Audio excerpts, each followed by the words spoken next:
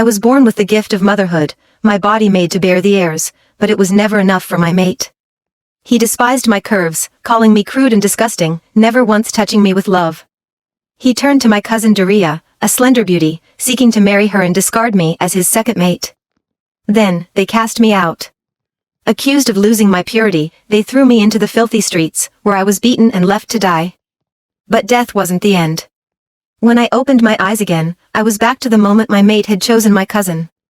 This time, I would not be discarded. This time, I would rise. I would bear the Alpha's children and become the Luna I was always meant to be.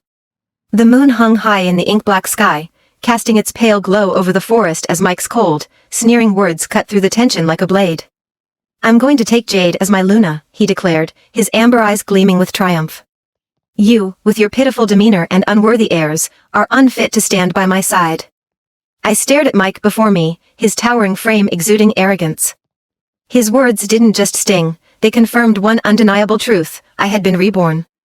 My first life had ended in humiliation, crushed under the weight of this man's schemes and disdain.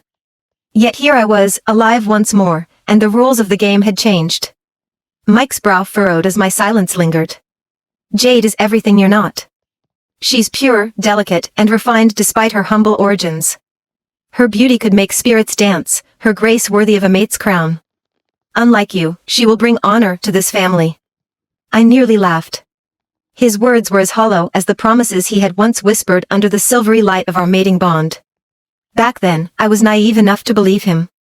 Back then, I had no idea that he had married me only for the wealth my mother had painstakingly amassed for my dowry, wealth that had made. "You think Jade's better than me?" I finally asked, my voice cold, laced with something that gave Mike pause. He narrowed his eyes but continued. "She is better," he spat, his voice hardening. "When I was struggling to lead during the famine, I had no choice but to borrow your family's wealth. I saved lives with that money, yet now, with peace restored and the Alpha himself promising me rewards, it's time you made way for Jade." He said it so casually, as if tossing me aside were no different than shedding a coat he'd outgrown. In my first life, my mother had doted on me, reminding me every day of my blessings. "Never let anyone know your worth until the right time, my darling," she had said. "Once you have your mate's heir, your place will be secure." But Mike had never valued me. The moment he laid eyes on the riches accompanying my dowry, I became nothing more than a pawn in his schemes. "Jade may have your favor," I said, my voice steady, sharp as steel. In my past life, after the famine relief was complete, Beta Mike wasted no time declaring his intent to marry my cousin Dariya and crown her as his Luna. Back then, I had refused to yield. He sneered at my protest, his voice like a whip cracking through my resolve. "Jade is your cousin," he snarled, his golden eyes glowing with the dominance of his beta rank, daring me to challenge him. "I've broken no vows by choosing her. Look at you, weak, repulsive, unworthy. If it weren't for your family's lands, I wouldn't have so much as claimed you as my mate, let alone considered you fit to bear my pups. You should be grateful I'm even offering you a place as my second mate. Don't overreach." The venom in his words should have shattered me, but I had been weak then, just a lowly wolf clinging to the hope that love could bloom from duty. I believed that if I endured his scorn, humbled myself before his arrogance, and bore his heir, my place within the pack, and his heart, would be secured. Foolishly, I resolved to fulfill my role, blind to the cracks forming in my soul. That night, dressed in ceremonial silks dyed the red of blood moons, I stepped into his den. But as I pushed open the oak doors carved with runes of loyalty and protection, the sight that greeted me turned my world to ash.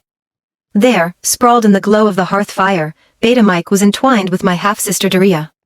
Their shadows twisted and merged, a mocking dance of betrayal beneath the wolf sigils etched into the walls.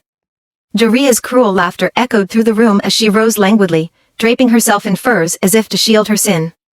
Her lips curled into a smirk that bared her sharp teeth. "Sister," she purred, her voice dripping with malice, "dressed like that, you look more like a desperate Omega begging for scraps than a Beta's mate."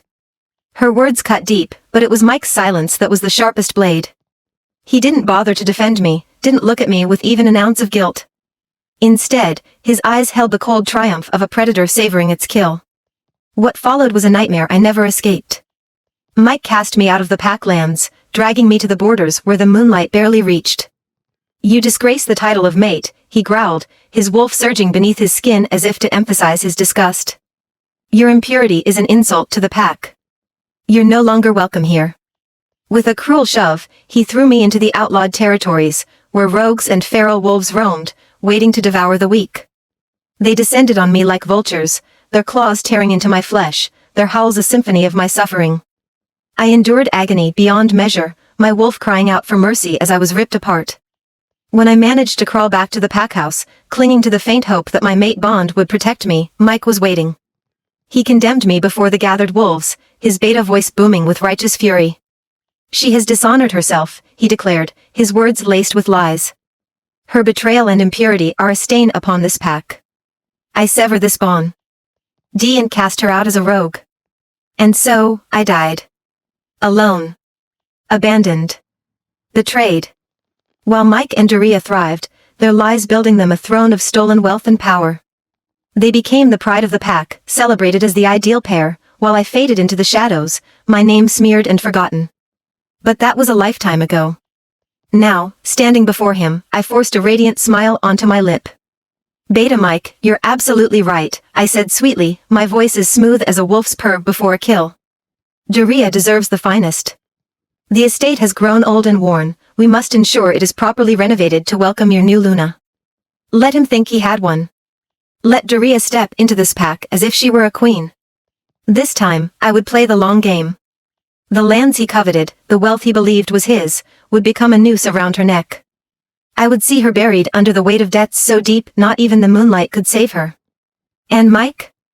He would learn that betrayal had a price. Mike looked at me with suspicion.